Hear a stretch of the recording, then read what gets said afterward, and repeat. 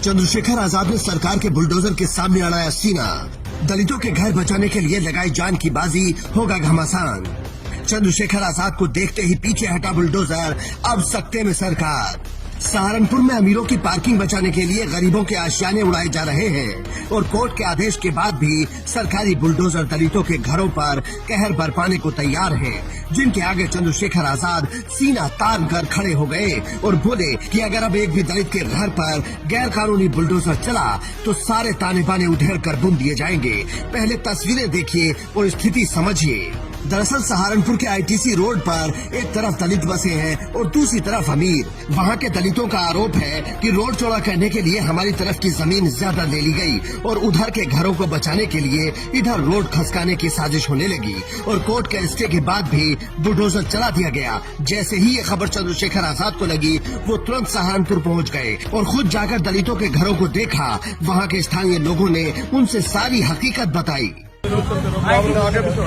ITC बचाने के लिए इन्होंने 6 फीट हमारे मकान तोड़ दिए गए, ठीक है, उधर निशान नहीं लगाए, जबकि लगने मत देते थे।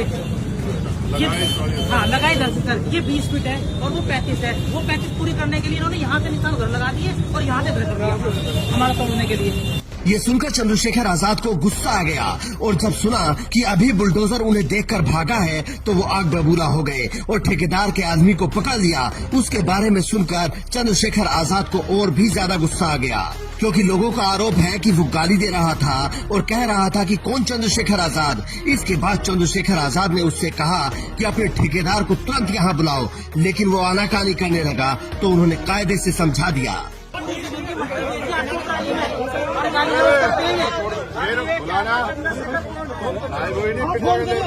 सर ये क्या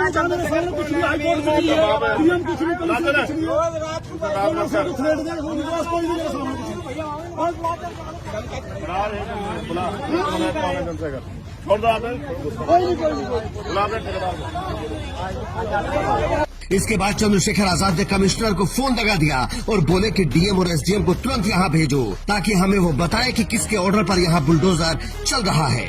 अभी भी चल रहा था, मेरे आते ही भागे वो बुलडोजर लेके। यहाँ से मिट्टी खोद के बेचे जा रही है। 55 वाला जो वो है स्टे है, कोर्ट का स्टे ऑर्डर है, उसके बावजूद भी मैंने आपके कमिश्नर से बात की। उन्होंने कहा जी मैं भेज रहा हूँ एसडीएम को और सिटी मिनिस्टर को मौके पर। आप भेज दो, एक बार वो मुझे बता दें किस आदेश से तोड़ रहे हैं। मैं यही हूँ। हाँ वो कह रहे हैं जी मैं एसडीएम को भेज रहा हूँ, उनको भेजो ना, वो आ जाए मौके पे, या फिर आप वो हमें कहें कि हम आ जाएंगे। हम तो छोटे आदमी, हम तो वहीं आ जाएंगे। हमारा क्या है, हमारा हाँ आ जाए। मैं यही खड़ा हूँ, मुझे आगे बता दे भाई इस नियम से तोड़ रहे हैं। अगर उनका नियम सही है तो हम इनको लोग कहेंगे तोड़वा दो, और उनका नियम गलत है तो ऐसा थोड़ा है कि भाई इनकी कोई सुनने वाला नहीं है। ये आईटीसी के पास है कोरी माजरा। हाँ ठीक है। सोचिए एक सांसद उस बस्ती में खुद खड़ा है जहां बुलडोजर लेकर पूरा सरकारी अमला तैयार है। अगर कोई आपको पीडीए का सपना बेचने की कोशिश करे तो उसे ये वीडियो दिखा देना और पूछना कि हमारे घर बचाने कौन आया था, आंखों से देख लो। क्योंकि चंद्रशेखर आजाद ने ये कोई ड्रामा नहीं किया। उन्होंने सहारनपुर के दलितों से वादा किया कि 2 दिन के अंदर इतना बड़ा आंदोलन करूंगा कि कोई भी बुलडोजर वाला इधर आने से पहले 100 बार सोचेगा और जो लोग दलितों को कमजोर समझ रहे हैं उन्हें पता चलेगा कि असली ताकत क्या होती है। तो हम हमारे में क्षमता होगी गरीब लोगों की लड़ाई लड़ने की, ठीक है। इनको ये लग गया है इस सरकार को कि इनकी कोई सुनेगा तो आप इनकी घर छीन लो, इनकी बहन बेटों गाली दे लो, इनका अपमान कर लो, इनकी खाया मिट्टी उठा दिए। अन्याय हम लोग बर्दाश्त नहीं करेंगे। परसों हम बताएंगे कि जिला सहारनपुर है। पहले